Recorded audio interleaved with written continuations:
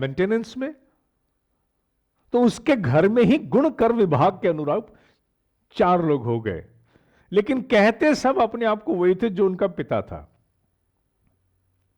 जबकि ऑक्यूपेशन के हिसाब से, क्योंकि कर्म के अनुरूप, गुणों के अनुरूप कर्म, कर्म के अनुरूप डिपार्टमेंटलाइजेशन की चर्चा थी, जिसे हमने जन्म से जोड़ दिया। आप जन्म से ही ये होंगे, जन्म से ही वो होंगे, चाहे आप में वैसा कोई गुण है कि नहीं है, और फिर वो भेद विभाजन होने शुरू हो जाएंगे, और अभी तक गए नहीं है। मेरे ऋषि ने सबसे पहला काम जो मेरे साथ किया था, उसका उल्लेख मैंने बहुत कम किया होगा। वो क्या था? उन्होंने आज से 28 साल पहले, ज्यादा ही हो गया होगा शायद, मेरा नाम संस्कार किया था, जिसकी चर्चा मैं अपने घर में नहीं कर सकता था, वरना पिताजी मार मार करके, जितने आज दिख रहे हैं इतने भी आपको नहीं मिलते। और नाम संस्कार करके उन्होंने कहा था कि तेरा नाम सिर्फ आज से दिनेश कुमार है। तुझे बोलने का मन भी हो तो तू गोत्र बोल ले, क्योंकि हमारे ऋषियों के नाम से हमें गोत्र प्राप्त हैं। अधिकांश गोत्र केवल ऋषियों से होते थे, बाद में गोत्र भी बड़े बदल दिए गए, अन्यथा हम लोग केवल ऋषियों के आधार पर गोत्र, कोई भारद्वाज, कोई कश्यप इत्यादि ऋषियों के नाम से गोत्र कहा करते थे कि हमारी लाइनेज है ये। अब तो गोत्र भी कई हो गए। तेरा मन हो तो गोत्र इस्तेमाल कर, अन्यथा Dinesh Kumar is enough for you. ये बैगेज उतारो। उनका कहना था बैगेज उतारो, ये बैगेज है, इसको उतारो। तो 28-29 साल पहले उन्होंने नाम संस्कार कर दिया था। पूरी एक, बड़े तपस्वी लोग उसमें आमंत्रित, उसकी फोटोग्राफ भी मैंने फेसबुक पर एक बार डाली थी, जिस वक्त वो रिचुअल हो रहा था, उसकी फोटोग्राफ भी है। पूरा यज्ञ हुआ था, बहुत कुछ हुआ था। तो उन्होंने कहा था कि अब आज से तेरे सारे वर्ण मैंने खत्म कर दिए, और अगर तू ज्ञान के अनुरूप आगे सेवा करता है, तो उन्होंने ब्राह्मणत्व की बात की थी, ब्राह्मण की बात नहीं की थी। ब्राह्मणत्व और ब्राह्मण में अंतर हो जाता है। ब्राह्मणत्व किसी जाति का मोहताज नहीं है, वो किसी भी व्यक्ति में हो सकता है जो ज्ञान की सेवा में उपस्थित है, मनुष्य की सेवा में उपस्थित है। इसीलिए उन्होंने चारों वर्णों को एक करने के लिए मेरे ब्रह्म ऋषि ने व्यवस्था की थी। हर व्यक्ति को टॉयलेट साफ करने पड़ते थे, वो खुद करते थे। हर व्यक्ति को टॉयलेट साफ करने पड़ते थे।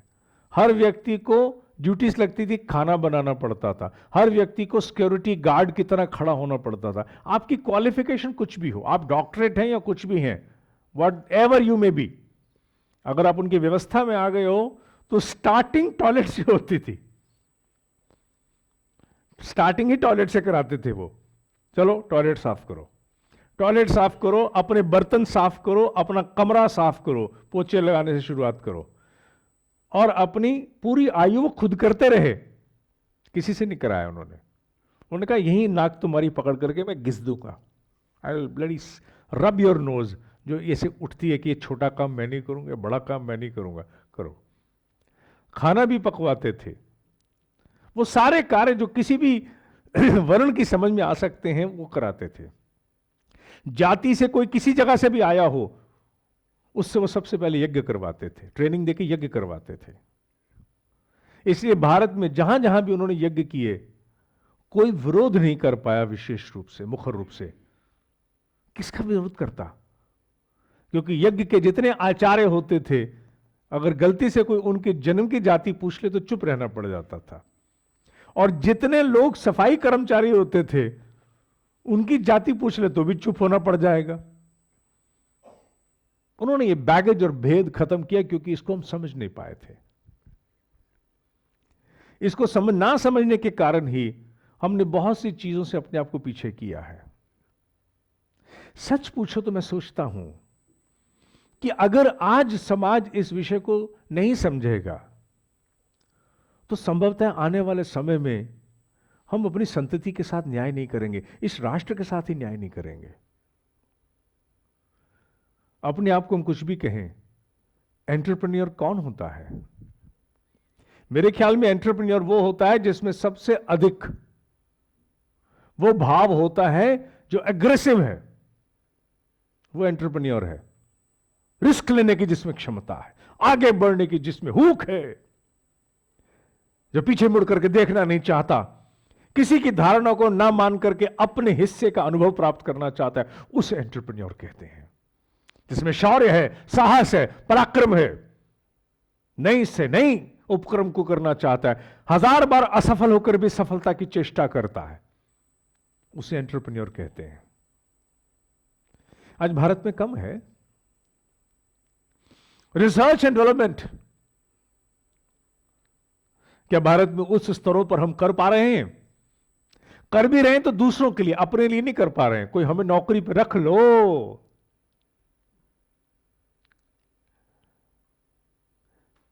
देखा जाए तो राष्ट्र जाति पर तो लड़ रहा है, लेकिन अनुभव नहीं कर रहा कि गुण कर्म के अनुरूप वो आज कहीं भी नहीं है। उद्यमिता का उसमें अभाव हो गया है।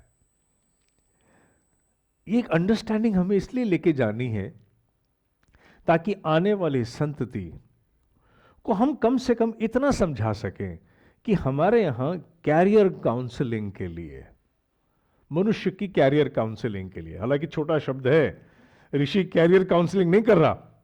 ऋषि तो आपको जीवन में एक अपॉर्चुनिटी सिलेक्ट करने के लिए एक सिस्टम दे रहा है। कि कैरियर काउंसलिंग की दृष्टि से हमारे ऋषियों ने एक व्यवस्था बनाई थी। तुम चाहो तो R&D ट्रेनिंग में जाओ, तुम चाहो तो एग्रेसिवली बिजनेस प्रमोशन सेल्स में जाओ, तुम चाहो तो अकाउंटिंग ऑडिट में जाओ, और तुम चाहो तो मेंटेनेंस सर्विस हॉस्पिटैलिटी हाउसकीपिंग किसी में चले जाओ।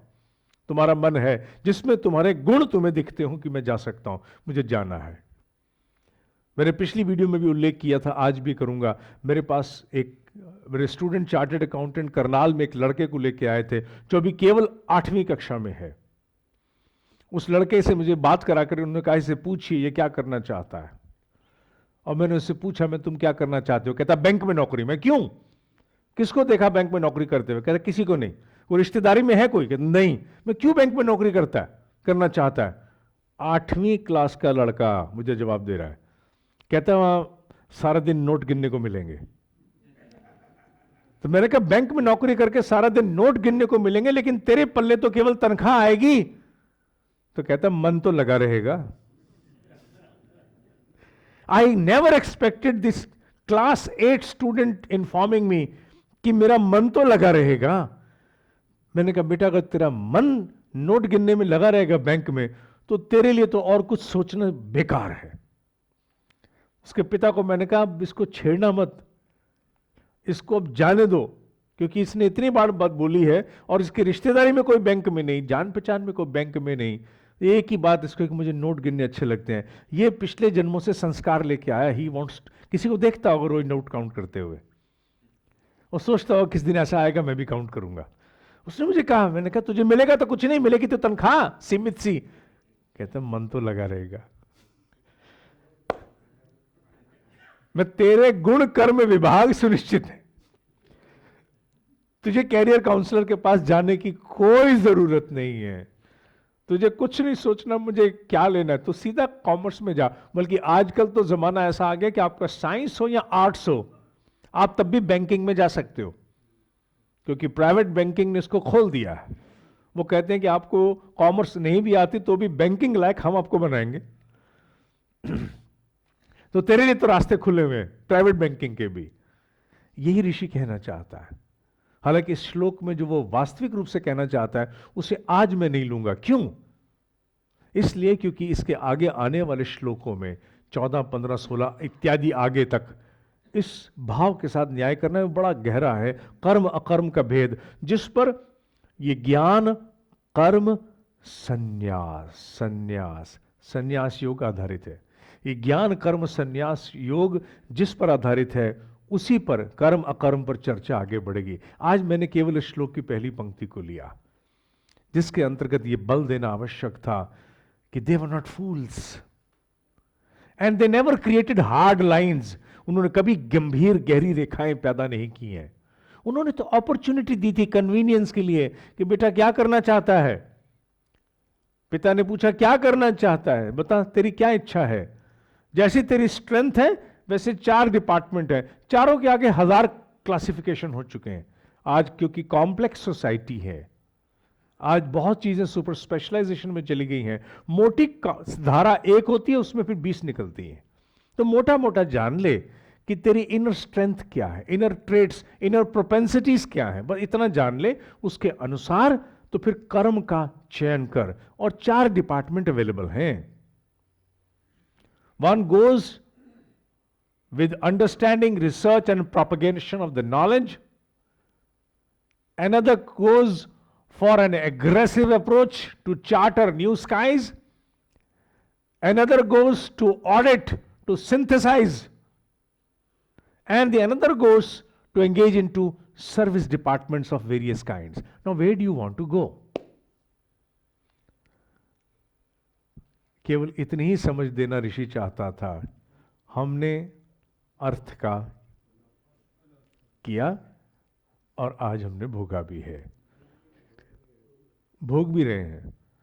हमें इसे समझना होगा, जानना होगा और संतति को इसका उल्लेख भी देना होगा कि श्रीमद् भगवद गीता के 4थे अध्याय का 13वां श्लोक, 4थे अध्याय का 13वां श्लोक, 4थे अध्याय का 13वां श्लोक, और उसमें पहली पंक्ति में एक शब्द गुण कर्म विभागशः, गुण कर्म विभागशः, गुण कर्म विभागशः, गुण कर्म विभागशः, गुण कर्म विभागशः 5 बार बोला है कि गुणों के अनुसार, तेरी एप्टीट्यूड के अनुसार तुझे कर्म का एक डिपार्टमेंट चुनना है। गुणों के माने इनर स्ट्रेंथ, इनर इंक्लिंग के अनुरूप तुझे अपने कर्म का डिपार्टमेंट चुनना है। बस इतना ही था जिसको हमने ना जाने क्या कर दिया। उसे हमने गुड़ गोबर बना दिया, गुड़ को गोबर में मिक्स कर दिया ना। वो